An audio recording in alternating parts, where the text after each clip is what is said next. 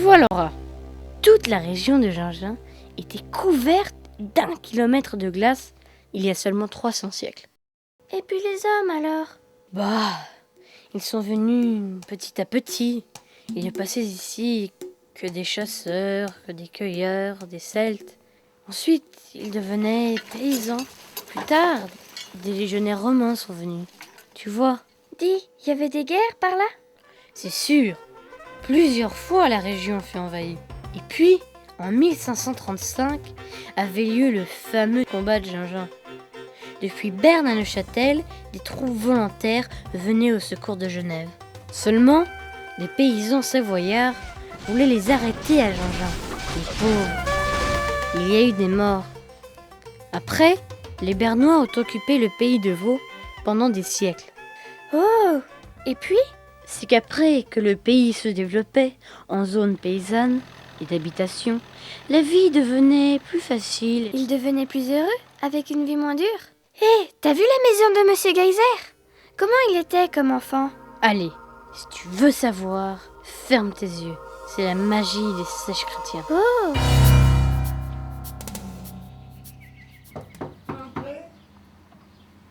Bonjour, c'est vous qui Salut. êtes du village? Oui, Je peux vous poser des questions? oui, qu'à rentrer. C'était comment dans votre jeunesse? Oui, j'ai appris boulangerie à l'âge de 13 ans. Je suis rentré à l'apprentissage à 28. Combien vous payez à l'époque? Oh, j'avais les bonnes mains que j'allais livrer le pain. C'est tout ce que j'avais. Des fois le matin, quand je commençais à minuit, 1h du matin, jusqu'à 3h de l'après-midi. Puis le soir, à 7 à 8h, je mettais les levains. Je préparais une fournée pour le lendemain pour commencer, ben c'est suite.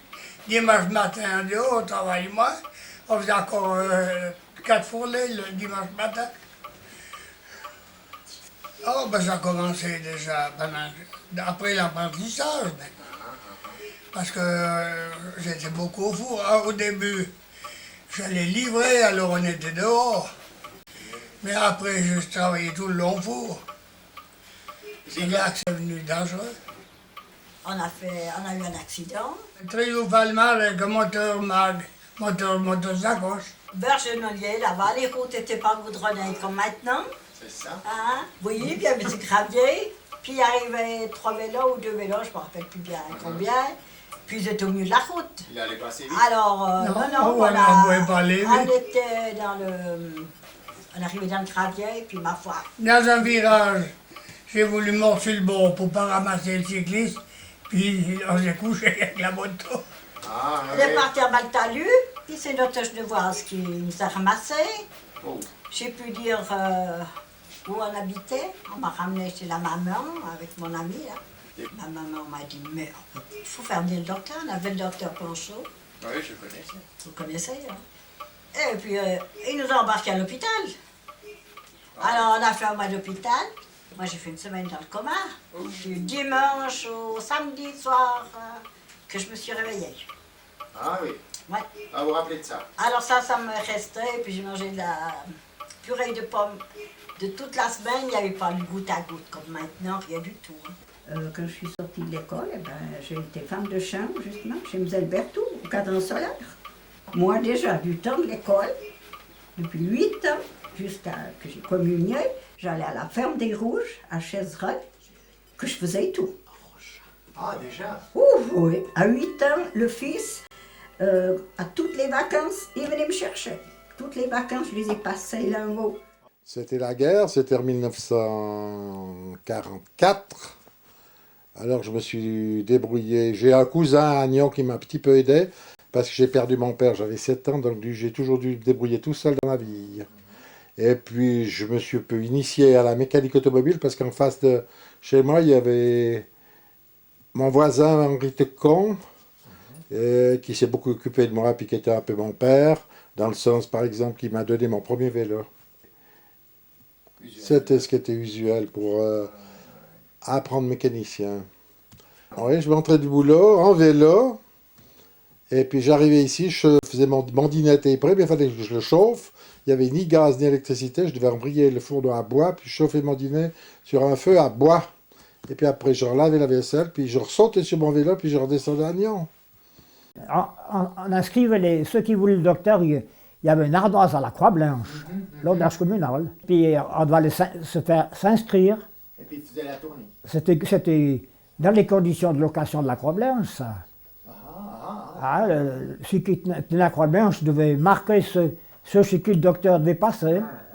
Puis le docteur, quand il menait, ben, il allait à la Croix-Blanche pour commencer, relever les noms de ceux qui voulaient le docteur. Voilà. Alors, je suis née au collège, où ma maman faisait l'école enfantine. Et puis après, vers 2 ans, j'ai été élevée dans cette maison, avec mes grands-parents et une tante.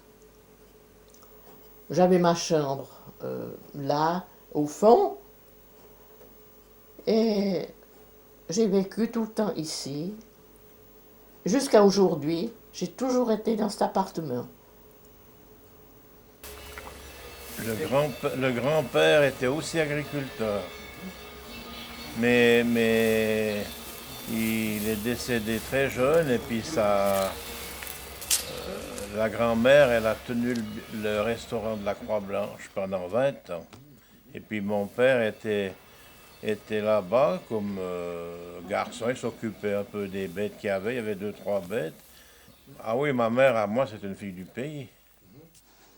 Ah oui, quand je suis arrivée, il y avait une boulangerie, il y avait la laiterie, l'épicerie, la poste, bien sûr.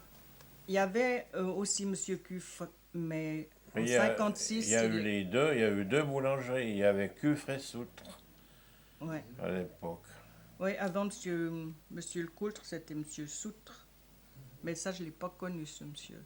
Quand je venais à l'école ménagère, c'était déjà monsieur le Coultre. Le plus ancien, celui-ci.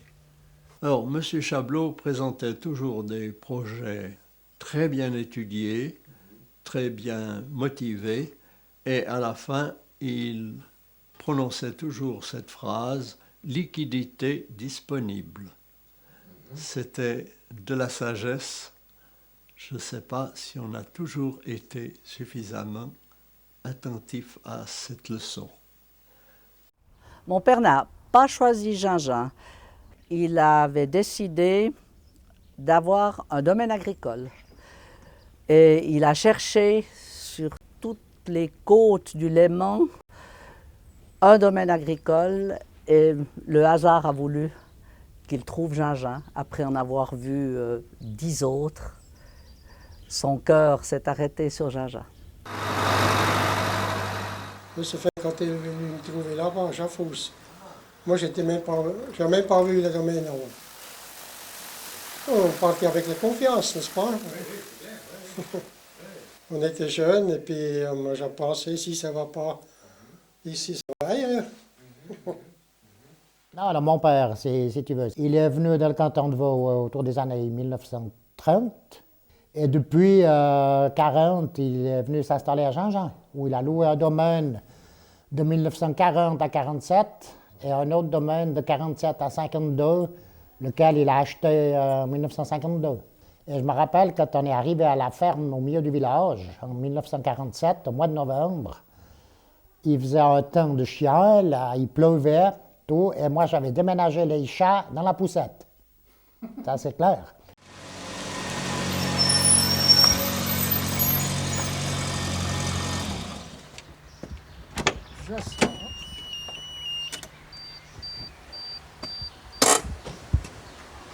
Mais madame, j'ai compris que c'était interdit de conduire une voiture après 60 ans. Oh, bon, écoutez, tant qu'on n'a pas tué personne, tant qu'on n'a pas eu de gros accidents, c'est autorisé, pas de problème. Est-ce que vous aimez conduire? Beaucoup. Oui? Oui, j'ai conduit toutes sortes de catégories de voitures et ça a toujours bien été. Ah voilà, parfait. ce qu'elle faisait, donc ce comité des dames de couture, elle le faisait dans l'intention de gagner de l'argent pour la paroisse. Et c'est grâce à l'argent qu'elle récoltait lors de ventes annuelles, ce sont elles qui ont acheté des cloches pour l'église de Gingin. Oh non.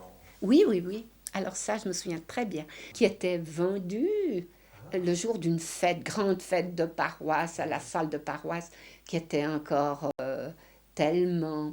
La cour de la cure était ombragée, il y avait là des tables dressées, on servait des meringues. C'était une journée merveilleuse. La seule chose que j'ai dû faire et qui a été difficile pour moi, je dois dire, c'était que les dames de la couture sont venues un beau jour sonner à ma porte en me disant « Bonjour madame, on vient en délégation parce que la femme du pasteur doit faire partie de la société de couture et doit en être la présidente. » J'aimais pas beaucoup ce genre de société. C'était un dictat. Et c'était Madame Baird, je me souviens très bien, la femme du conducteur du bus, et Madame Divorne, qui sont venues là. Je suis ginginois depuis 1934. Mon père est venu à Gingin comme fromager chez M. Goua, à l'époque, qui tenait la laiterie, la fromagerie de Gingin. Mais on parlait de mobilisation, alors sur mon carnet d'école, hein, c'est dans l'année 44-45, il y a une colonne où c'est marqué « Pas de bulletin, 155 jours de mobilisation ». Pas de notes. Bon, on a subi l'école, on a subi la guerre. Oui. À 7 ans, en 39. J'avais 7 ans. Hein. Le père au service. Un cheval, on avait 2 chevaux, un cheval mobilisé. 5-6 vaches, c'était tous les jours un autre qui venait traire. C'était une catastrophe. Pour l'agriculture, c'était une catastrophe. On n'allait pas à l'école, ou bien on y allait jusqu'à 9h, 7h à 9h, puis on venait bosser. Hein. Oui, 7-8 ans, 9 ans. Ce qu'on pouvait faire. Quoi. Puis les régions nous donnaient congé. Hein. Alors, je suis née à Gingin, de père ginginois. Et nous sommes ginginois depuis 1773, date à laquelle notre aïeul David Saïd est arrivé et a demandé sa bourgeoisie par les souverains bernois qui la lui ont octroyée. Donc j'ai été une fillette qui avait beaucoup de liberté et j'ai vraiment bien profité d'aller de maison en maison. J'allais dans les écuries, j'allais chez les Kilchenman, chez les Bignons, je connaissais le nom des vaches. Alors on jouait beaucoup sur la route, parce que la route était peu fréquentée, il n'y avait pas tellement de voitures. Donc on jouait aux bûchettes par exemple, on mettait des bûches les unes contre les autres. Il y en a un qui surveillait, les autres allaient se cacher, et quand sitôt qu'il était un peu loin, on allait détruire ce qu'il avait fait. Ça, on jouait entre le garage et le tilleul. Alors en hiver, d'abord les enfants, nous transportions le bois. En automne, chacun, on se chargeait sur nos petits bras et on montait jusque dans les greniers du collège pour déposer les petites bûchettes qui ensuite étaient... On allait rechercher le bois pour faire le feu, il y avait le préposé au fourneau parce qu'on était chacun responsable de son fourneau. Bien sûr, l'école était l'école primaire à Gingin. Il n'y avait qu'un collège, c'est le collège qui existe toujours puisqu'il a 100 ans cette année. Et puis là-bas, il y avait la maîtresse enfantine qui avait je ne sais pas combien de degrés. Puis après le régent, puis ça s'arrêtait là. Dans les classes enfantines de l'époque, donc quand j'ai commencé en 1970, en principe, c'était entre 20 et 25 élèves, qui était un très joli chiffre. De temps en temps, j'ai eu jusqu'à 28 élèves. La petite classe, oui, la classe des moyens était à Chaiseray, c'était M. Rapp qui la tenait à l'époque. Avant une diffusion, en 1954, pour attendre la refusion en 1970. Pendant la guerre, on avait créé une fusion entre les deux villages. Les écoliers étaient mêlés dans chaque degré, dans chaque village. Et à un certain moment, il s'est trouvé que nous n'avions plus assez de classes disponibles. Il s'agissait de créer une nouvelle classe. Et alors c'est à ce moment-là que ça a un peu grincé entre les deux communes, chacune voulant obtenir cette classe-là. Et à ce moment-là, les disputes ont été suffisamment sérieuses pour qu'on fasse ce qu'on appelle la défusion. Oui, la fusion a eu lieu pendant la guerre parce que les maîtres devaient faire du service militaire, il manquait d'enseignants et les communes ont fait la fusion pendant la guerre. Alors la diffusion, c'était toute une histoire, ça reviendra plus tard. Ben oui, mais parce qu'à cause des maîtres, il y avait 2 salles à Jean-Jean, plus l'école ménagère. Et à Chaiseray, il y avait plus... Une salle, c'était Rapp qui était instituteur, mais ils étaient appelés aux frontières. Ouais. Alors ils ont concentré les écoles, on était au moins 40 par classe. On était jusqu'au fourneau, tout au fond. Et le régent ne faisait pas de dépression? Non, non, c'était une terrible vocation à l'époque. On a ramené les tables depuis Chaiseray à Jean-Jean. Table scolaire? Table scolaire, une table d'école. Alors c'était l'occasion d'un cortège avec... très, très politisé. Sur des voitures? Sur des chars, c'est chars à pont. Ah ben à l'époque, c'était ça, il y avait le conseil général. Alors il suffisait d'avoir la majorité, puis tu allais au conseil général, on t'assermentait, puis tu étais membre. Alors ça, j'étais tout de suite, je devais avoir 19-20 ans. Et puis comme ça m'intéressait, à 23 ans ou 24 ans, j'étais président du conseil général, le plus jeune du canton, avec beaucoup d'anecdotes. Alors là, c'était pas triste.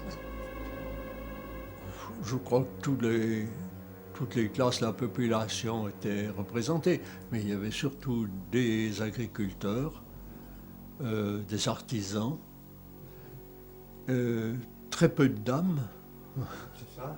Ah, il a fallu un peu marquer son autorité d'abord, déjà pour arriver à ce que ces messieurs, il n'y avait pas les dames à l'époque, avec les messieurs, arrivent à l'heure de la convocation, alors c'était impossible.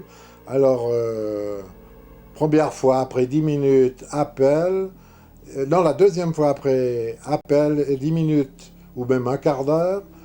Et bien, comme il n'y avait pas le quorum, donc la majorité des membres inscrits, alors on a fermé l'assemblée et puis on est parti. Alors, on descendait de la salle du restaurant de la Croix-Blanche. Et puis les autres montaient, vous allez où? Eh ben, va demander à Guichard, il a fermé l'assemblée. Et puis on sera reconvoqué la prochaine fois, mais il a dit qu'il fallait venir à l'heure. Alors le coup d'après, ils sont venus à l'heure. Voilà, alors pour réunir le conseil et qu'il puisse délibérer valablement, il fallait obtenir le quorum, c'est-à-dire le tiers des membres qui étaient inscrits, qui avaient été assermentés. Et il s'est passé souvent ce phénomène. Des gens s'étaient fait assermenter parce qu'un des objets à l'ordre du jour les intéressait spécialement, personnellement, et ensuite on ne les voyait plus. Et il est arrivé que des séances ont dû être annulées ou reportées parce qu'on n'avait pas atteint le quorum. Ce sont des anciens de Jean-Jean qui sont venus le trouver. La situation était devenue difficile à Jean-Jean. On n'arrivait plus à gérer le conseil général. Les disputes entre les différentes familles faisaient que ne venaient au conseil que ceux qui étaient concernés par les décisions. Et pour mettre de l'ordre dans cette commune, on a demandé à mon père s'il voulait prendre la syndicature et en ce même temps, on a changé le conseil général en un conseil communal, bien que Jean-Jean n'ait pas eu le nombre d'habitants nécessaire pour avoir un conseil communal. C'était une décision spéciale du Conseil d'État. Je sais que j'en ai fait l'expérience lors d'une soirée de présentation des candidats. pour le conseil communal qu'avait instauré M. Chablot. J'ai eu le culot à cette époque de présenter de nouveaux habitants et ça a été très mal vu. J'ai eu des reproches par les anciens habitants du village que je n'avais pas à me mêler de présenter des nouveaux pour des places au conseil communal. Ça fait sourire à présent, mais à l'époque, c'était très mal vu.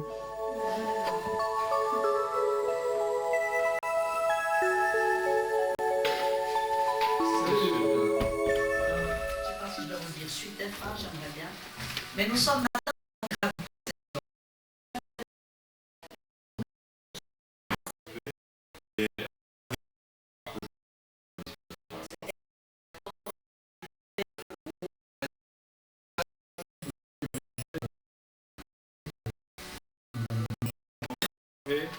Partie 3, les annexes, et partie 4, les remarques et réflexions de la procédure de consultation.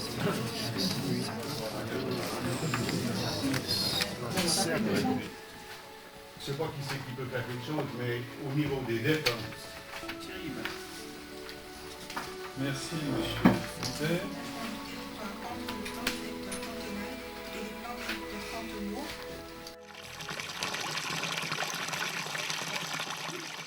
Non, alors mon père, si tu veux, on est toujours d'origine bernoise. Je crois qu'à l'époque, il a fait presque une carrière politique avec le syndic Edmond Chablot. Je crois que c'était un peu les deux piliers de la commune à l'époque. Bon, tous les travaux qui ont été réalisés, ils ont réalisé un captage, 2 captages, ils ont réalisé la construction d'un réservoir. Donc le réseau d'eau est tout par gravité. Le réservoir principal qui a été construit à l'époque de la Première Guerre, donc les années 14-20, exactement, je ne sais plus, il faudrait que je recherche. Mais alors, ce réseau il se situe à la Gingine, en dessus du village. Alors, l'eau est contrôlée une fois par mois par le service cantonal de l'eau. Ouais. Alors, c'est le réservoir qui alimente tout le village. Ah, ça doit être 1918, sauf erreur. 1918, quand ils ont créé le réseau d'eau.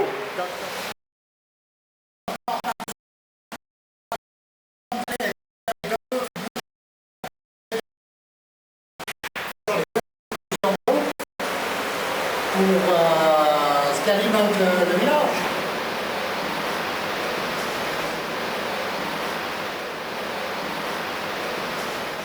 C'est réserve incendie. Si à l'époque d'étiage, je voulais que le réservoir est à moitié plein, on peut ouvrir le fond pour avoir de l'eau pour la réserve, en cas de sinistre. Il y a toujours de l'eau là. Il y a toujours de l'eau là.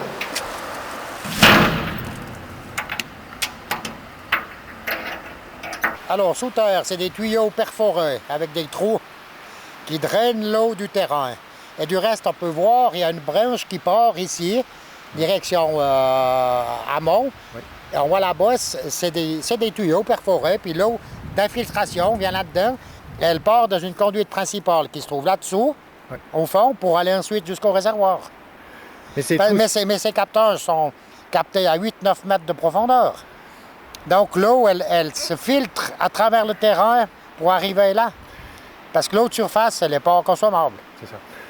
Alors, tu viens de voir maintenant une ligne rouge sur cet arbre. C'est la limite de territoire entre Chaisereuil à ma gauche et Jean-Jean à ma droite, où il y a une ligne bleue sur l'arbre voisin. Oui. Et de 50 mètres plus haut, pour avoir que le captage d'épines, il monte à peu près droit en limite de territoire Jean-Jean Chaisereuil.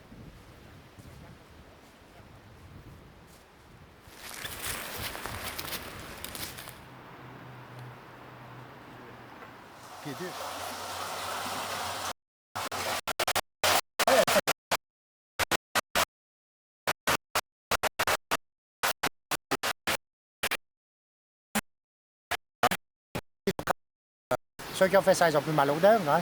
Ouais, c'est l'huile qui graisse. C'est justement des sondes de niveau. Pour au moment où le niveau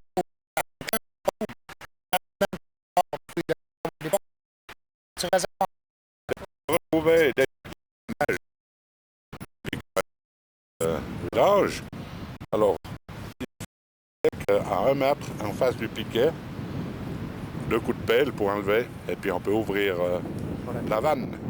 Ben, j'étais venu plusieurs fois avec les pompiers, en tout cas 2 fois. Maintenant, les nouveaux, je sais pas. Ça fait quand même plus de 10 ans que j'ai fini les pompiers. Ce serait le boulot de l'employé communal? Je sais pas si, si c'est l'employé communal qui va les amener ou bien si le nouveau commandeur se rappelle où c'est.